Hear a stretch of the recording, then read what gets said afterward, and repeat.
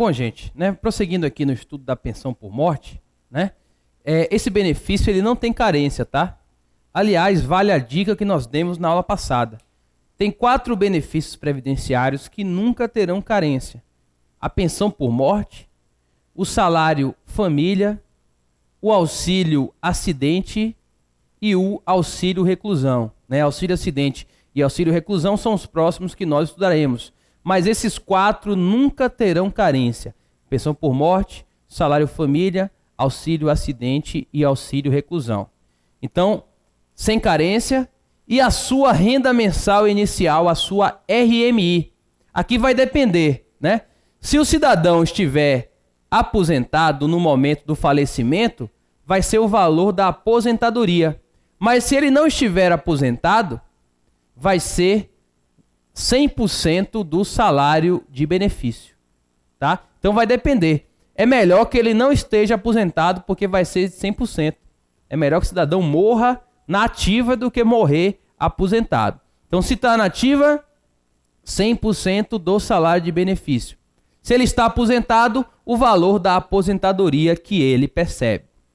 Lembrando que nós temos aqui os dependentes da classe 1, 2 e 3, que nós já falamos, que são aqueles do artigo 16 da nossa lei 8213.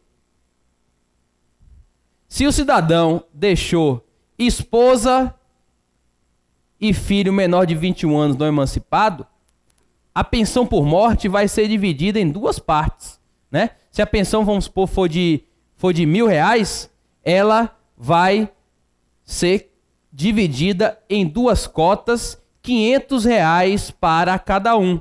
E a partir do momento que esse menino aqui, ele faz 21 anos, a não ser que ele se emancipe antes, a partir do momento que ele faça 21 anos, a esposa, né, que se tornou viúva, vai receber os R$1.000 sozinha, ok? Mesmo que essa esposa morra, o benefício não passa para o pai ou para a mãe do falecido. Não há transferência de cota de pensão entre classes diversas. Apenas o pai ou a mãe vai ter direito à pensão por morte se o pai ou a mãe comprovar dependência econômica do filho segurado e se não existir nenhum dependente da classe 1 no momento do falecimento do segurado. Da mesma forma, o irmão não emancipado menor de 21 anos ou inválido só vai receber pensão por morte se o cidadão faleceu e não deixou ninguém na classe 1 e também não tem mais pais nem pai nem mãe vivos. Aí, nesse caso, se o irmão não emancipado menor de 21 anos ou inválido de qualquer idade, né? Se não tiver ninguém e ele demonstrar que dependia economicamente, aí, nesse caso, ele terá direito à pensão por morte previdenciária, ok? Bom, gente, vamos analisar agora o artigo 75. Vamos lá. O valor mensal da pensão por morte será de 100% do valor da aposentadoria que o segurado recebia ou daquela que teria direito se estivesse aposentado por invalidez na data de seu falecimento, observado o disposto no artigo 33 dessa lei. É o que eu falei para vocês, né? Se o cidadão faleceu e estava aposentado, o valor da pensão por morte será no valor da aposentadoria que ele recebia. Se ele não estivesse aposentado, o artigo 75 fala que vai ser do valor da aposentadoria por invalidez. E já estudamos na aula do dia anterior que a aposentadoria por invalidez será sempre de 100% do salário do benefício, ok? Então, ele está aposentado, valor da aposentadoria. Ele não está aposentado, será de 100% do salário de benefício. É melhor morrer na ativa do que morrer aposentado, porque os dependentes vão abocanhar sempre 100%.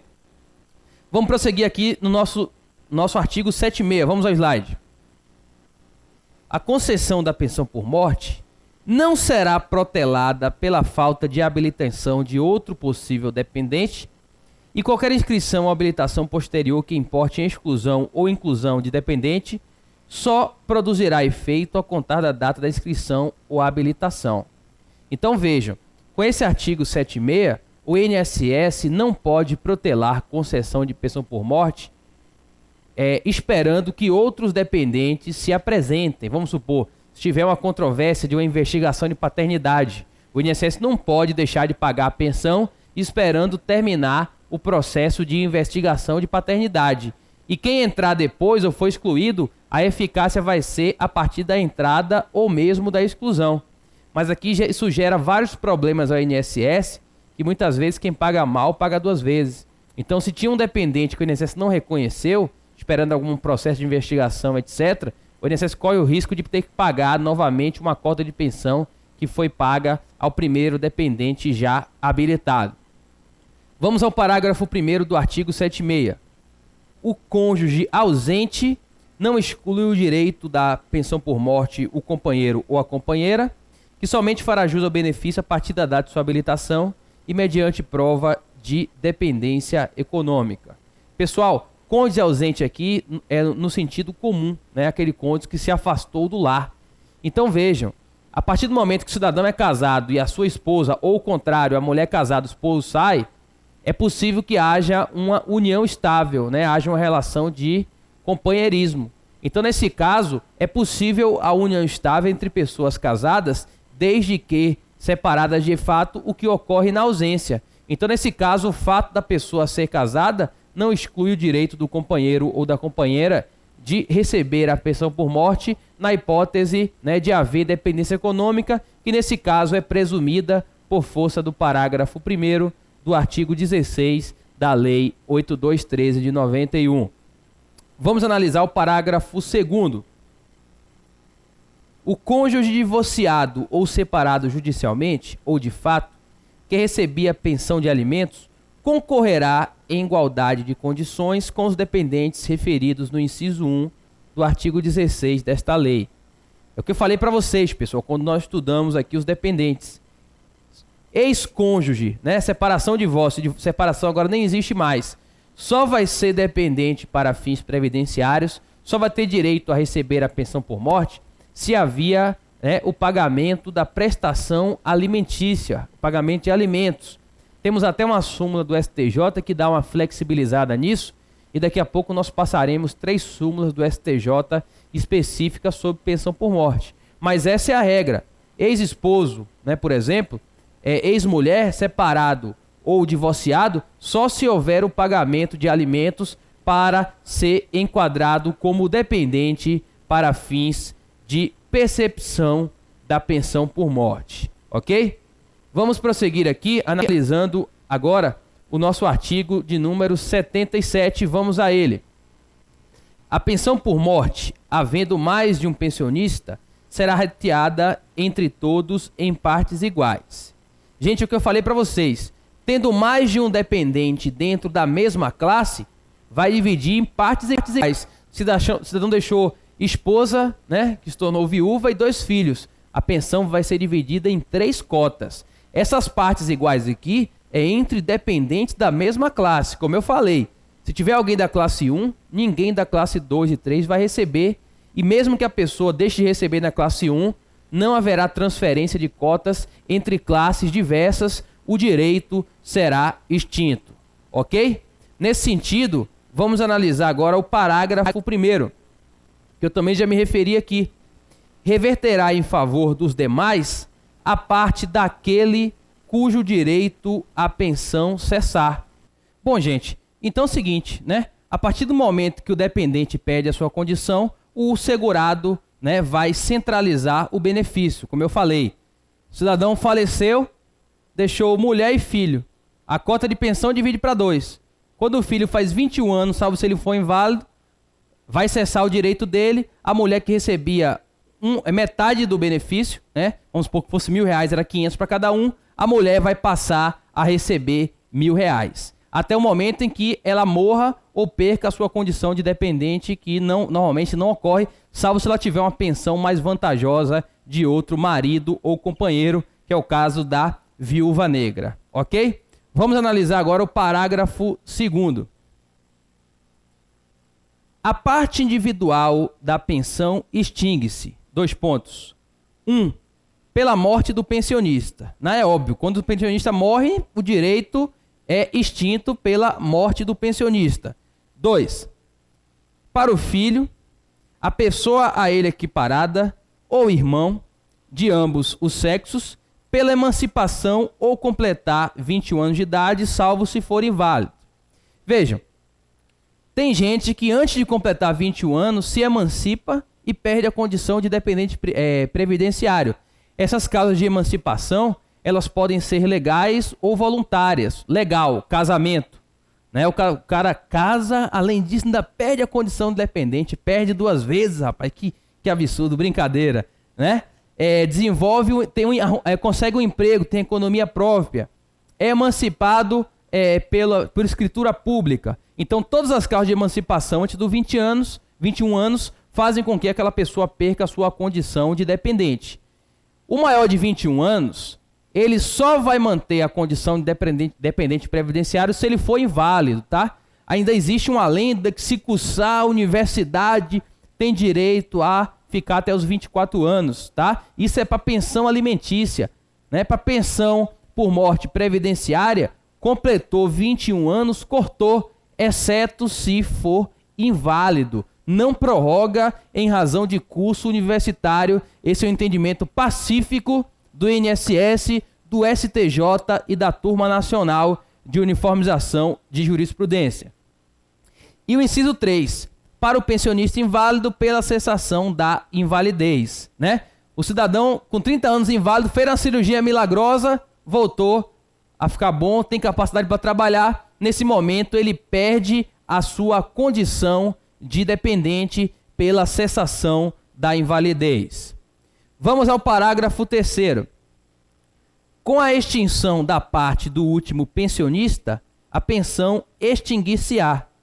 Gente, como eu falei, não há transferência de direito entre classes diversas. Temos os dependentes da classe 1, cônjuge, companheiro, companheira, filho não emancipado menor de 21 anos ou inválidos, né, com presunção de dependência econômica, incluindo aí o parceiro homoafetivo e os enteados ou tutelados que são equiparados a filho, caso comprove a dependência econômica. Se um desses, cidadão deixou cônjuge, quando o cônjuge morre, o benefício não passa para os pais que estão na classe 2, mesmo que os pais tenham dependência econômica, né? E também da classe 2, se o pai morre, não passa para o irmão não emancipado, menor de 21 anos ou inválido. A única transferência que há de cotas são de dependentes da mesma classe. De classes de cima para baixo não transfere nada. Ok? Bom, esse benefício também é pago pela morte presumida, como nós falamos, cuja data de início será a data de prolação da decisão que reconhecer essa morte presumida. O tema é tratado aqui no nosso artigo 78, vamos a ele. Por morte presumida do segurado, declarada pela autoridade judicial competente, depois de 6 meses de ausência, será concedida a pensão provisória na forma desta subseção. Então vejam, né? Para que o juiz declare a morte presumida, é preciso esperar 6 meses de ausência. A regra é que a pensão não será paga de logo. Depois dessa morte presumida após 6 meses de ausência, pagar-se-á uma pensão provisória. Só que tem casos em que é muito provável que a pessoa tenha falecido, um desastre, inundação, etc. E seria um absurdo fazer com que esses dependentes esperassem 6 meses para a prolação da sentença que reconhecer a morte presumida e ficar sem recursos. Por isso nós temos aqui uma exceção, que é o parágrafo 1º do artigo 78. Mediante prova do desaparecimento do segurado, em consequência do acidente, desastre ou catástrofe, seus dependentes farão jus à pensão provisória, independentemente da declaração e do prazo desse artigo. Ok? Mas vamos supor que por um milagre o cidadão apareceu 1 ano depois, né? Os dependentes que receberam de boa fé, eles não são obrigados a fazer a devolução aos cofres públicos. Esse é o entendimento do parágrafo 2º do nosso artigo 78. Vamos a ele. Verificado o reaparecimento do segurado, o pagamento da pensão cessará imediatamente, desobrigados os dependentes da reposição dos valores recebidos, salvo má-fé. Ou seja, pessoal, como a boa-fé se presume, caberá ao INSS comprovar que os dependentes concorreram com má-fé para que seja devida a restituição das parcelas recebidas a título de pensão por morte da pessoa que se presumia morta, mas que na realidade estava viva. Ok? Vamos ao artigo 79. Não se aplica o disposto no artigo 103 dessa lei ao pensionista menor incapaz ou ausente na forma da lei. O artigo 103 prevê a prescrição quinquenal, né? E contra os absolutamente capazes, ou seja, os privados de discernimento e os menores de 16 anos de idade, na forma do quanto pontificado no Código Civil, bem como contra os ausentes, né? Não correrá a prescrição. Tá ok? Inclusive, esse artigo 79 vem sendo interpretado da seguinte forma pelo próprio INSS, né? Vimos há pouco que a pensão por morte, em regra, ela é paga desde o óbito, mas se entre o óbito e o requerimento passaram-se mais de 30 dias, a data de início será o requerimento administrativo e não o óbito do segurado. Em razão desse artigo 79, tá? Que diz que a prescrição não corre contra os absolutamente incapazes, seguindo a norma civil, seguindo a jurisprudência do STJ, o INSS passou a adotar o seguinte posicionamento na esfera administrativa, que no caso de absolutamente incapaz, a pensão vai ser paga desde o óbito, mesmo se requerida por seu representante, após 30 dias da data do falecimento. Foi uma forma de se interpretar a legislação previdenciária de modo a proteger os interesses dos absolutamente incapazes. Bom, pessoal, com essas colocações nós fechamos os artigos. O que falta aqui?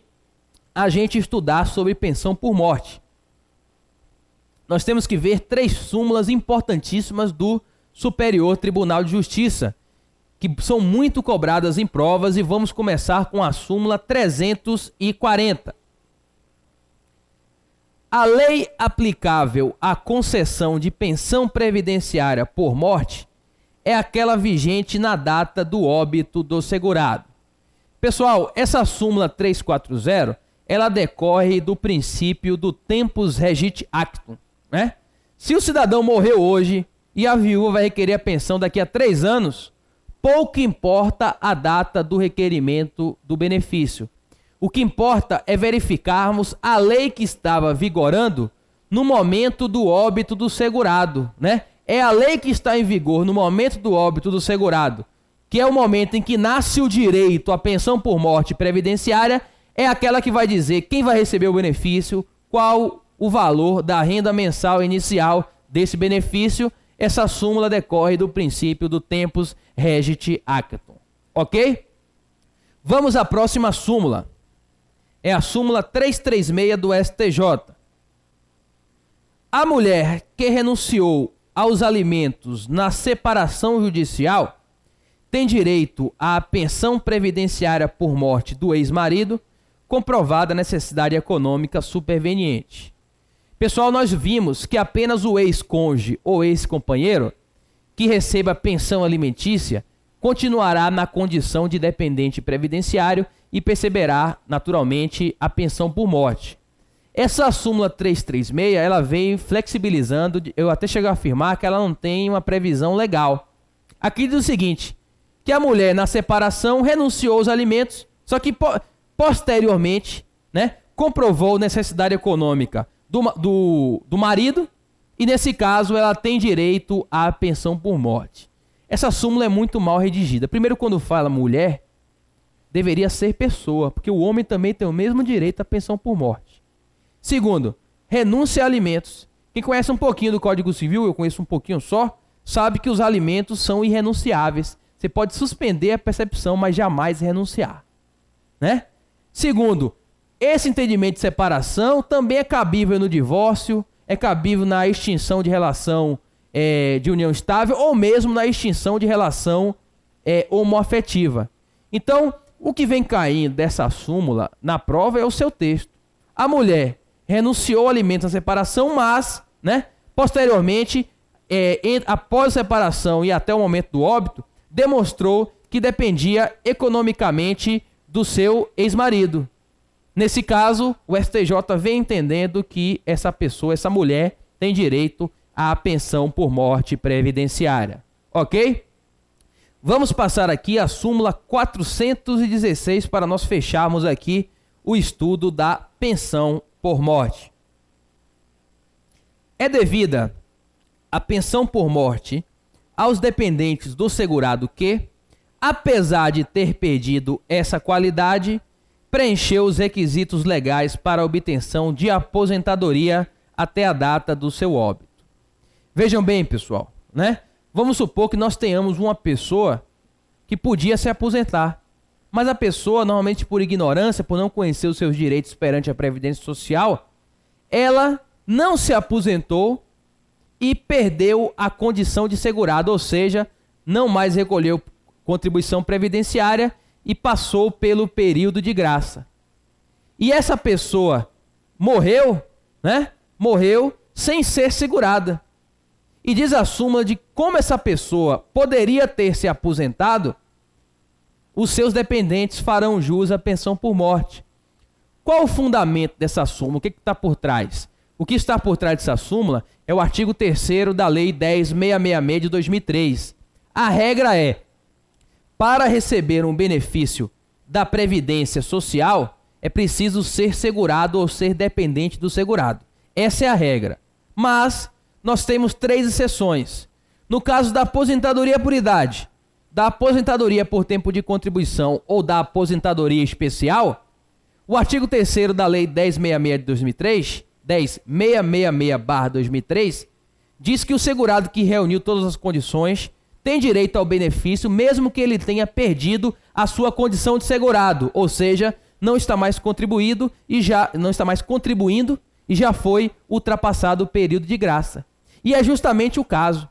Vamos supor que uma pessoa tenha trabalhado dos 30 aos 45 anos, tenha 15 anos de contribuição, né? E tenha aos 45 anos perdido o emprego e não tenha trabalhado mais.